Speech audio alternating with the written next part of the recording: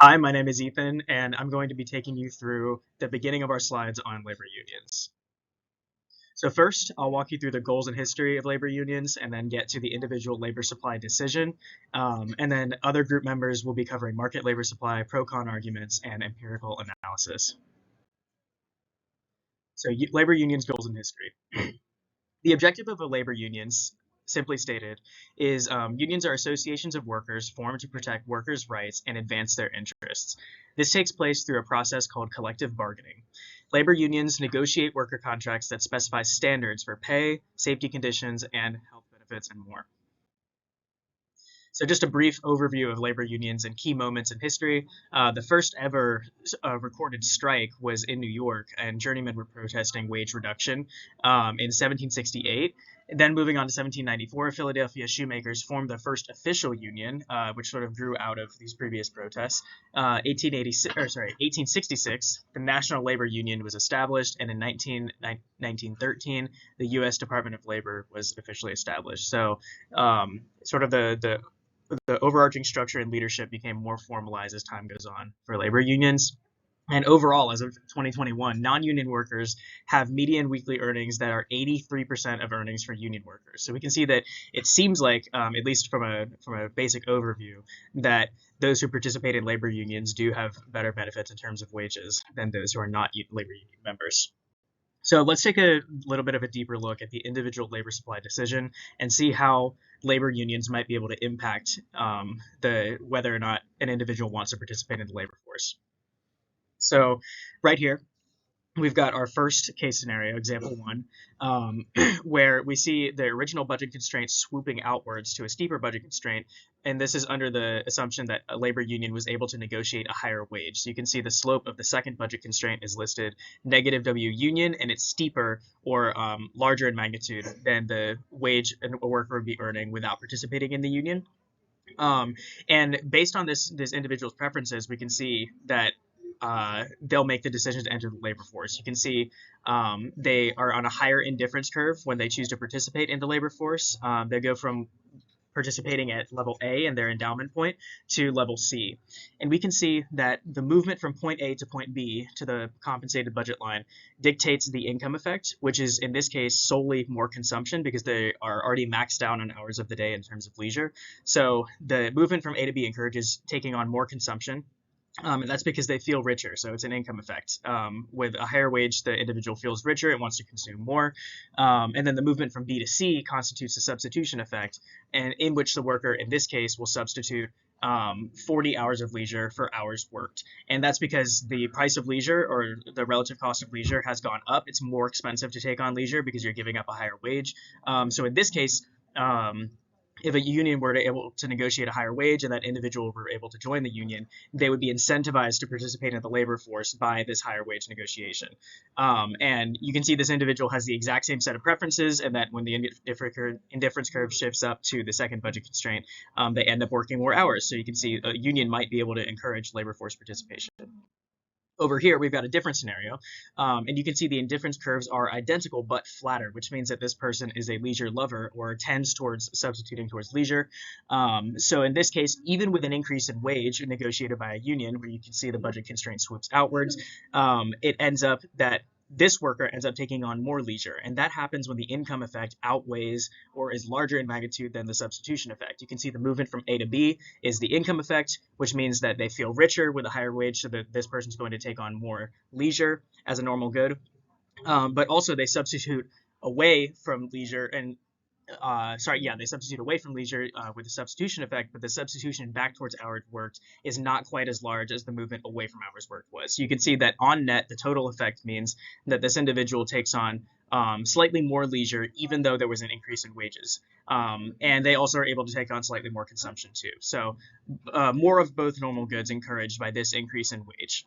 So this kind of shows us that it's not in every case that a labor union will not encourage labor force participation in every case. In this case, we already have a worker who's in the labor force but wants to trade away some of those hours worked for more leisure. Hi, my name is Dan, and I'll be going over the theory for the market labor supply. So, in a perfectly competitive market, efficiency is already at its peak since the equilibrium wage and quantity of labor is where labor supply and labor demand intersect. If a union uses its bargaining power to raise the minimum wage in this type of market, the result is an excess supply of labor, um, which leads to unemployment. Since the wage increased and the quantity of labor decreased, that means firm surplus decreases, but the effect on worker surplus is unknown because this depends on whether the gain of union workers receiving a higher wage or the loss of non-union workers losing their job has a more dominant effect. And as I've stated before, the labor market as a whole is more inefficient and creates a deadweight loss. However, unions negotiating a higher wage could have a different effect in a monopsony labor market. Monopsonous firms are profit maxers and prefer to hire workers at the point where the value of the marginal product of labor is equal to the marginal cost of labor. If unions are able to negotiate a higher wage under the marginal cost curve, say at the intersection of the labor supply curve and the value marginal product of labor curve, then the labor market as a whole becomes more efficient due to the increase in wage and increase in um, quantity of labor. So the effect on firm surplus is unknown because of the negative effect of the wage increase, but the positive effect of the employment increase. Worker surplus increases, and this eliminates deadweight loss. Um, However, if the union's minimum wage is set above the marginal cost curve, then the effect on monopsonies will be similar to the effect on perfectly competitive markets. The quantity of labor decreases, firm surplus decreases. The effect on worker surplus is unknown depending on which effect is more dominant, and the labor market is more inefficient and creates deadweight loss. Hi, my name is Harry, and I'm going to be going through the arguments for and against labour unions. So, starting with the arguments for labour unions, as you can see, one of the main ones is to protect employment. So, this ensures that if you're part of a labour union, you have a lot more security to your employment because if a company wants to lay off workers, they kind of go through the labour union and they won't have as much power to do it. It also provides increased wages, which implies higher worker surplus, which is basically the difference between what you're willing to work for and what you actually get paid. It also protects working hours, which is quite similar to protecting employment. It just means you might be guaranteed a certain amount of hours, which again kind of stabilizes your income.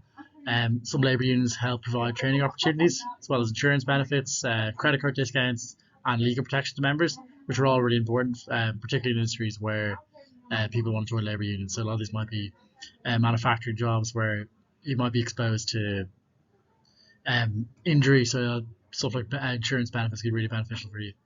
Um, Another critical benefit of labour unions is that they also give an opposing voice to the government during negotiations. So particularly with state-run jobs, if the government wants to make a big job cut, wants to cut an area of public expenditure, the union kind of gives an opposing voice to that. So it means that kind of all people's voices are heard, which might stall progress in the short run, but I think in the long run it's really beneficial to kind of hear everyone's point of view. And then moving on to arguments against labour unions, they can cause a deadweight loss in the market. So as we saw from some of the graphs earlier, it can lead to a situation with higher wages, which can lead to an increased amount of unemployment. So there's people that are willing to work, but because the wages are too high, they're actually unemployable. It also increases cost to firms, so which can actually subsequently reduce competition. So it might end up in a case that because you're charging a higher wage, or there's um, kind of more barriers to entry to hiring people from a union, it might end up that there's just the larger firms survive, and you might end up in an oligopoly or monopoly market structure, which, as we know, is non-competitive and ends up being poor for the consumer. Um, there can also be excessive fees to join labour unions. So this is kind of another reason why we've kind of seen a demise of labour unions in the last 40 years, and that's just because people find it unaffordable to join. There isn't a good return on investment, um, and like a lot of the time, the money that's built up in these labour unions is spent quite poorly. So as you can see, the picture at the bottom left of the screen, that's where I'm from in Dublin, and there's like the second largest building is owned by the labour unions, and just the fact they're able to second tallest building in the country. The fact they're able to purchase a building like that just kind of shows how much power they have. and how much kind of wasteful money they're using. Because like it's in the city, it's in the middle of the city center. It just seems like a complete waste to rent something there when you could have a building anywhere. Um, it can also lead to bottlenecks. So like we see, especially in European countries like France, you can see strikes, particularly with like law enforcement or education or healthcare. It can lead to kind of bottlenecks within education as well as within healthcare. If nurses take a strike, it could actually lead to a lot more deaths in the short term. So yeah, yeah. So here's a quick graph that I thought was quite interesting. Kind of just goes through which nations kind of go on strike the most, and within that, that kind of shows you where labor unions are strongest. As you can see, France and Denmark are way ahead of the rest, and then a lot of other kind of mainland European countries have quite strong labor unions, which kind of leads to a lot more strikes. And once you get to the bottom of the graph, you can see the US is down with um, like literally 5 strikes per thousand employees, which is really low. So it just shows that the US isn't massively influenced by unions, unlike countries like France.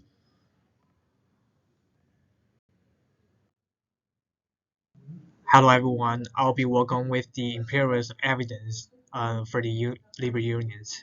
So here we go. First we're gonna talk about minimum wage effects on the labor markets.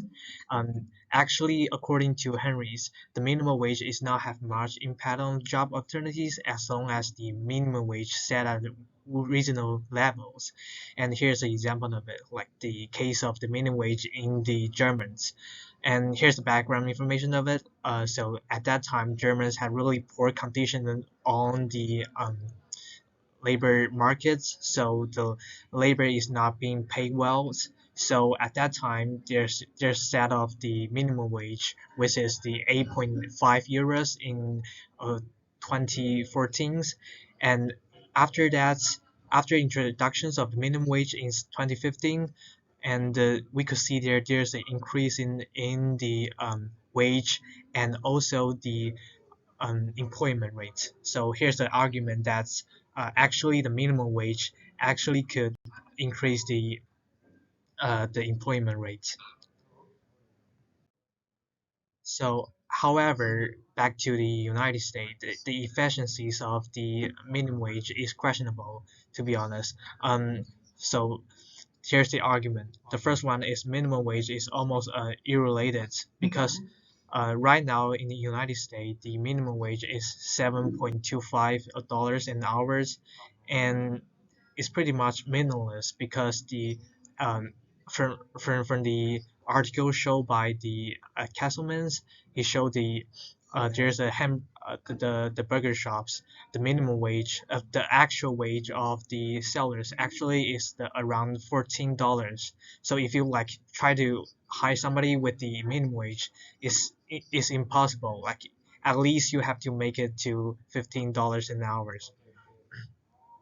And another argument about it is employer make trade-off between the employees' wages and working hours. So if you're raising the wage of the employees, they may reduce the working hours of employees because the cost is raising.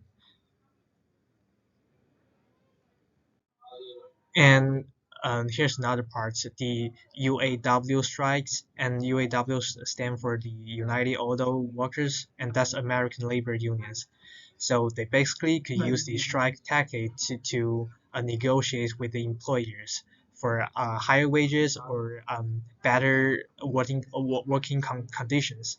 So the example is in Detroit in September 2023, there's a strike happening there and uh, about the car companies. So it's really did well and it somehow make an agreement to the employees about their social welfare, like the not only the minimum wage but also the retire benefits and the shorter working hours. However, this part is about the unions and the inequalities happens in the United States and other developing countries. Unions can actually raise wages and compress overall income distributions. That's for sure.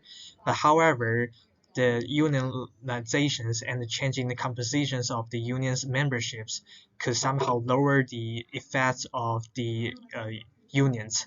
So the and also the effectiveness of the unions is uncertain in developing countries because they have different cultural bias and maybe different working systems. And comes to the last part is about the unions and the non-union wages. This part, you could examine how unions could work onto the union's wages. So here comes to two effects. The first one is split overs. So the unions can raise the wages of the union workers. However, the employer could cut the union employment and forcing them to split over to the non-union labor markets, which somehow reduce the non-union labor market's wages. However, there's another effect to add on it. That is the effect of threats. So employers are afraid of unionizations in the ununion's markets, so they may raise the ununion wages somehow. So the total effect is uncertain for us to know. I think our that's our part. And the last part is about our references. You could see that we use tons of peer review articles and lots of journal, and that's it. Thanks for listening.